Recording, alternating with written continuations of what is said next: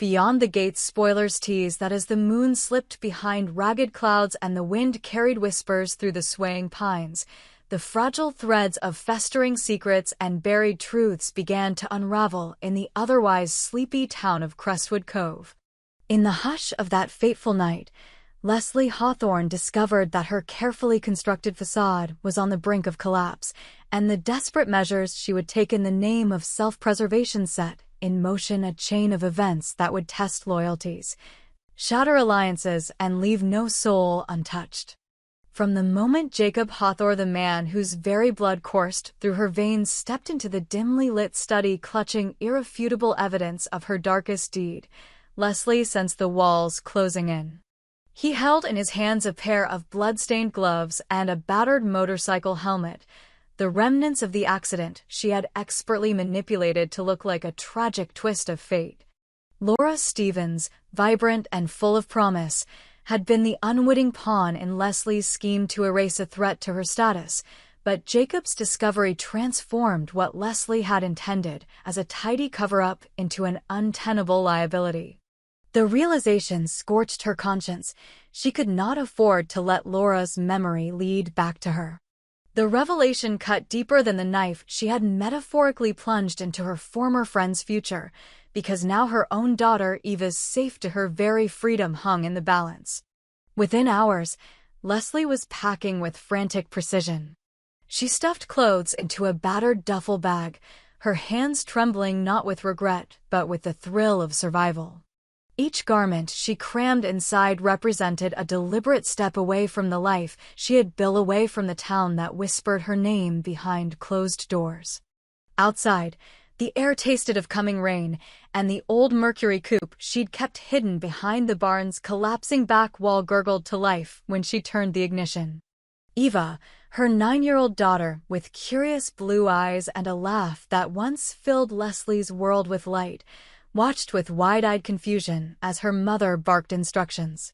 "We have to leave now," Leslie murmured, her voice firm. There was no sign of mercy in her tone, only the relentless conviction of a mother determined to protect her child and herself at any cost. Eva clutched her ragged stuffed rabbit, the one comfort she carried from home, and nodded despite trembling lips. There was no argument in her, only blind trust. She had no idea of the sinister tapestry her mother had woven, nor that every mile they put between themselves and Crestwood Cove was also a step deeper into the unknown shadows that trailed them. Meanwhile, Kat Mongana, determined spirit with a restless heart and a moral compass that refused to break, had already taken her own desperate gamble. The moment she discovered that Leslie's gloves and helmet, those damning artifacts she'd hidden in her father's safe, were restless in her possession. Jacob had entrusted them to Kat after his discovery, hoping that she could keep them safe until they could convene with the local sheriff. But Kat's conviction that Leslie deserved accountability burned hotter than any caution.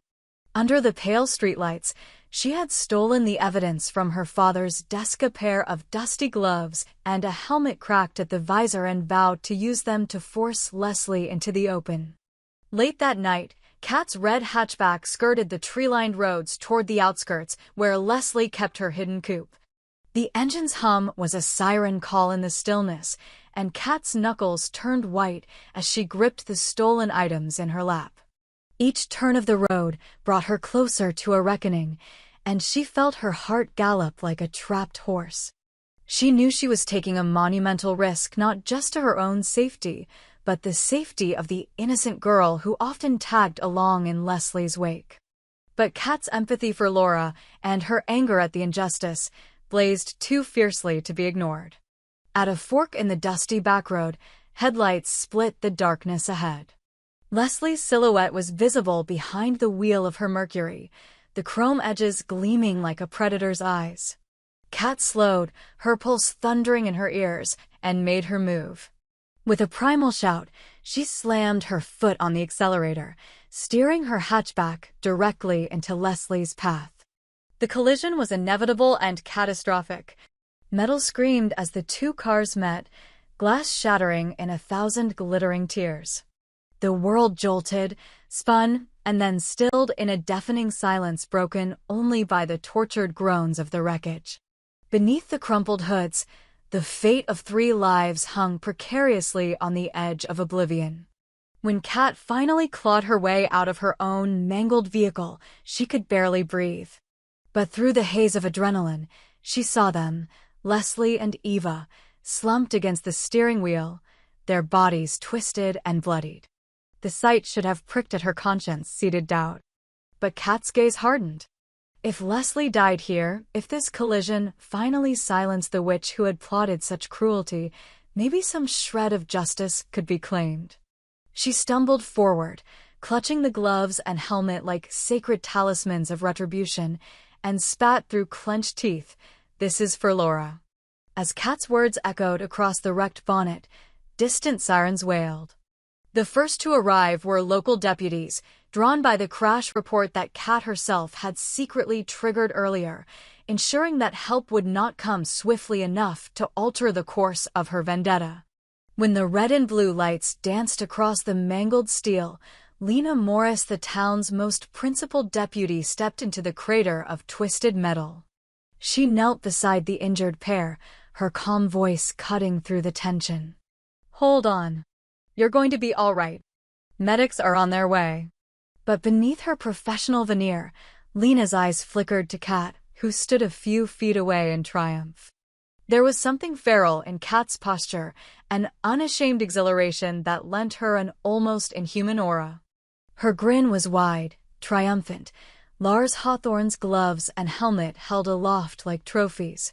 Lena recognized Kat's defiance instantly. "Get down," she warned, leveling her pistol while her partner cuffed Kat's wrists. Despite the protests, Kat did not resist. She seemed almost disappointed when Lena placed her in her patrol car. Leslie moaned, her vision swimming as Lena pressed a gloved hand to the girl's neck. Eva whimpered, her tiny face streaked with tears and blood, clinging to her mother's arm. There would be rescue, there would be surgery, there would be endless questioning, but Leslie's mind raced beyond the sterile walls of any hospital. She seethed with betrayal and rage, at Jacob for exposing her, at Kat for her violent intervention, and at fate for conspiring against her flawless plan. The gloves and helmet, her own handiwork, tied her to the wreckage of innocence she had wrought. As the ambulance doors clanged shut, Kat sat in the back of the patrol car and flicked a mocking glance at the flashing chaos behind her. When Lena approached to read her Miranda rights, Kat simply smiled. "You think I'm sorry," she whispered. That witch finally got what she deserved. Maybe she'll die. Maybe now, the truth of what she did to Laura will see the light of day.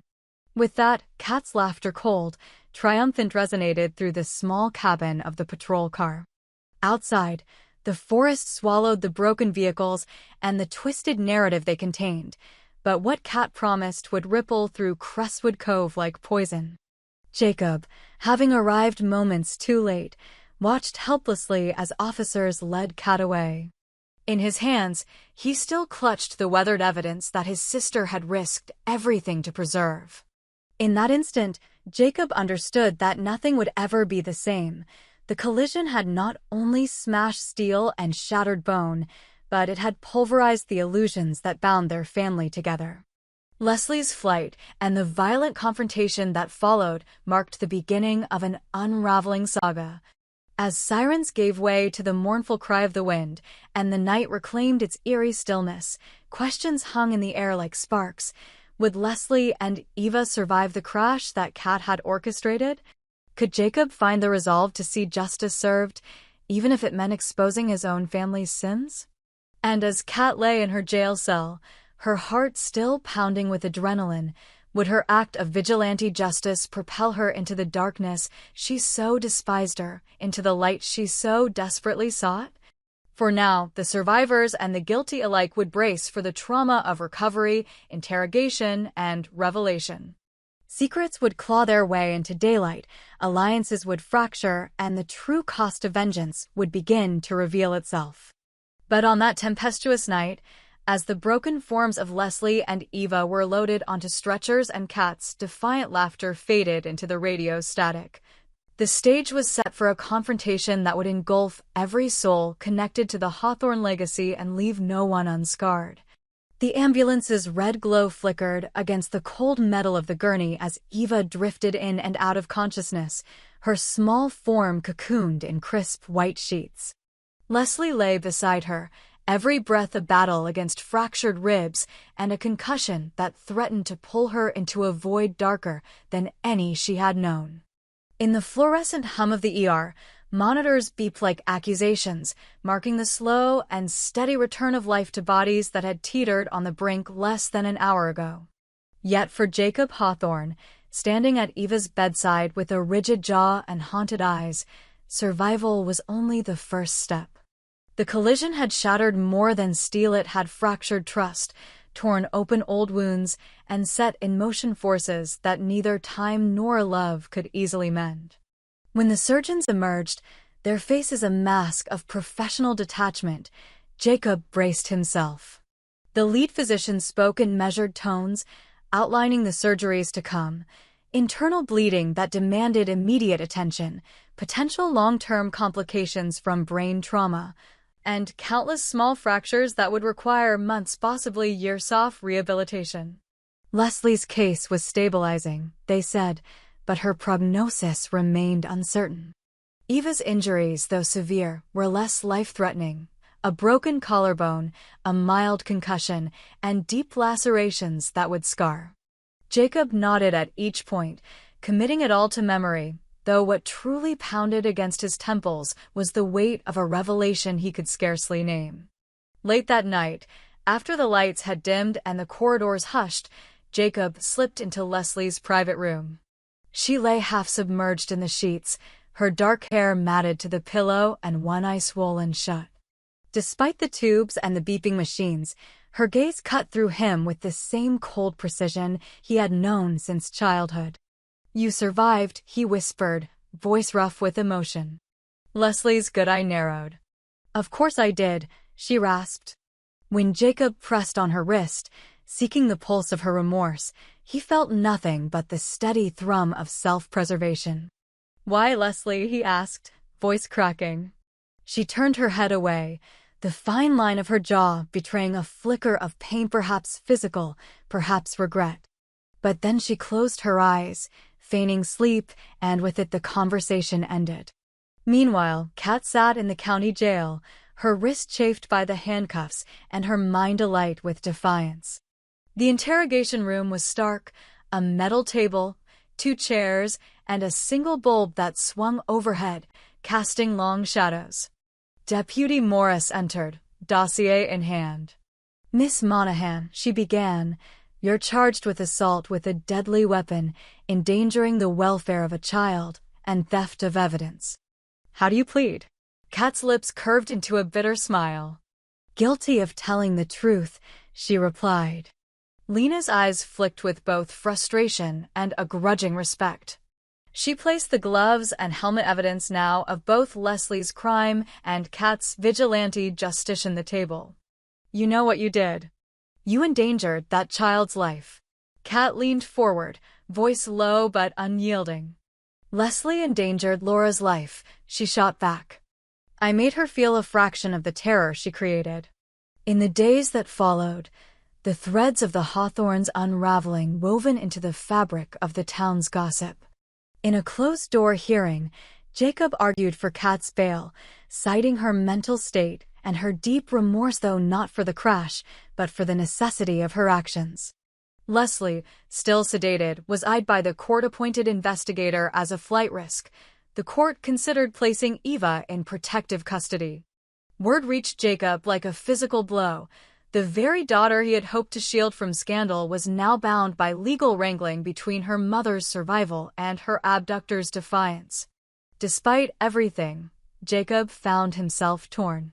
Late each night, he sat by Eva's bedside, reading her favorite fairy tales in a trembling voice, praying she would wake and remember only the safety of her mother's arms. When Eva's eyelids fluttered open and she whispered for "Mama," Jacob allowed himself a single moment of relief before the magnitude of his next choice crashed over him. Leslie's manipulations had put Eva at risk. Kat's desperate act had saved her from a far darker fate. Yet Kat remained caged, a martyr in the eyes of those who sought justice for Laura Stevens. Jacob realized the path forward would demand a sacrifice greater than any of them could foresee. As Leslie began to emerge from sedation, her first coherent words were a demand. "Where is she?" Jacob held Leslie's gaze, as frail limbs trembled beneath the bedclothes. "Your daughter," he said quietly, "is safe. But you're not." In the sterile half-light, Leslie's composure cracked. For the first time, Jacob saw fear etched into her face, raw and human. He remembered the younger sister who once laughed freely, long before jealousy and ambition had poisoned her heart. Now, with the threat of prison looming, she was devoid of pretense, stripped to a core of vulnerability. Jacob slipped from the room afterward, uncertain if pity or resentment weighed more heavily on his conscience. With Eva in specialized care for her physical wounds and a child psychologist to help her navigate the trauma, Jacob turned his attention back to Kat. He visited her in the county jail, a rigid partition cracking between them as he slid into the visitor's chair. Kat's posture was erect, eyes blazing with that familiar fire. "I want to help you," Jacob said, searching for a foothold. Kat's laugh was unexpected, brittle. "You want what your sister refused to give," she shot back. "Forgiveness." Jacob closed his eyes. "I want you free. I want justice served." Kat's face softened for a moment. "At what cost?" she whispered. "If you let me go, you're admitting Leslie's crimes." Jacob remained silent, caught between blood and conscience, family and truth. Outside the walls of hospitals and jails, Crestwood Cove bristled with tension. Neighbors whispered in doorways. Newspaper headlines splashed the image of a battered child next to a defiantly smiling Kat. The prosecutor prepared for trial, determined to convict Kat for a premeditated vehicular assault. Leslie's indictment hung like a specter over every hearing, though she had yet to stand before a judge. Jacob consulted with lawyers, weighing immunity deals against the guarantee of conviction. In each legal maneuver, he saw echoes of the moral compromises his sister had made and the line he himself might cross. At night, Jacob found himself drawn to the old motorcycle helmet and gloves, sealed in evidence bags. He imagined Laura Stevens, her bright eyes, her laughter cut short by Leslie's ruthless ambition. He replayed Kat's confession that Laura had been nothing more than collateral, a victim of Leslie's desire to climb above her rival. Guilt gnawed at him for failing to protect Laura, for allowing his own ambition to blind him to his sister's darker impulses. He realized that justice might require more than a signed plea. It might demand a public reckoning that laid bare every ugly truth. Yet such exposure would destroy the last vestige of privacy Leslie and Eva any of the Hawthorne shed left. In the corridors of the county courthouse, the stage was set for a dramatic confrontation. The prosecution's star witness would be Kat, testifying to the evidence she'd risked her freedom to preserve. Her testimony would not only color the jury's view of her actions, but also force Leslie's hand to accept responsibility or continue to conceal her guilt. If Leslie invoked her Fifth Amendment rights, the court might infer her culpability. Should she choose to testify in her own defense, she would be under oath, vulnerable to every twist of cross-examination. Jacob, pacing the grand stone hallways, felt the walls close in with every footstep.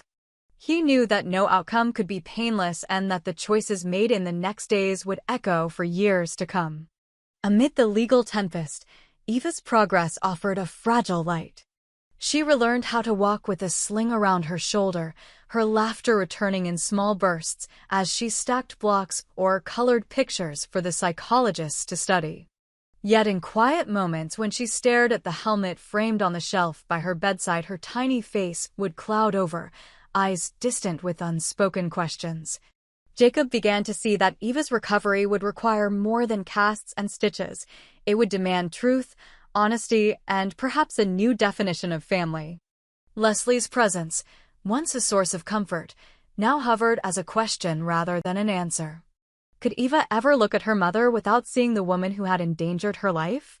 Would she be forced to choose between mother and sister, between love and justice? On the morning of the trial, the courthouse steps were crowded with reporters, neighbors, and a handful of Laura's friends seeking closure. Kat arrived in shackles, her expression calm but resolute. Beside her, Jacob stood in a sharp suit, his posture taut with purpose. Inside the courtroom, as witnesses took the stand and arguments began, Kat's narrative emerged, a vigilante's plea born not of bloodlust, but of righteous fury, a desperate bid to unveil the truth that had been buried beneath Leslie's lies. When the prosecution played the recording of Kat's confession, her cold smile, the words, "Maybe she'll die," the jury watched her reaction closely. Kat did not flinch. Her conviction in the necessity of her act seemed almost to transcend her crime. Then came the turning point, Kat's own testimony. With measured clarity, she described Leslie's attempt on Laura's life, her own theft of the gloves and helmet, and the inevitability of her collision course with Leslie. She spoke of guilt, of moral duty, and of the pain she bore for both victims: Laura, whose life had been broken long ago, and Eva, whose innocence she had nearly shattered before the world knew of her mother's sin. The courtroom hung on each word, the moral ambiguity of Kat's actions laid bare for all to see. Jacob, in the gallery, felt tears blur his vision as the story unfolded, not as a tragic accident, but as a tapestry of choices, betrayals, and desperate hope. Leslie's turn to testify carried the weight of the entire saga. In a voice thin with exhaustion, she recounted the pressures that had driven her to frame an accident and the fear that had driven her to flee. She apologized not just for her actions, but for the fractures she had inflicted on her family's soul. Under cross-examination, her composure cracked when asked about her daughter's injuries.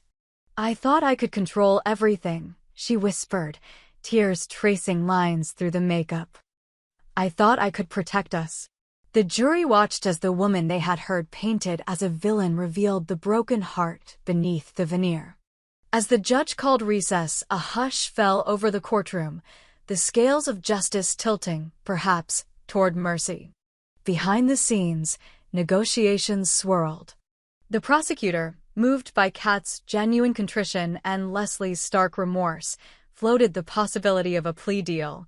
Kat would plead guilty to a lesser charge: reckless endangerment, receive probation, complete community service, and undergo counseling.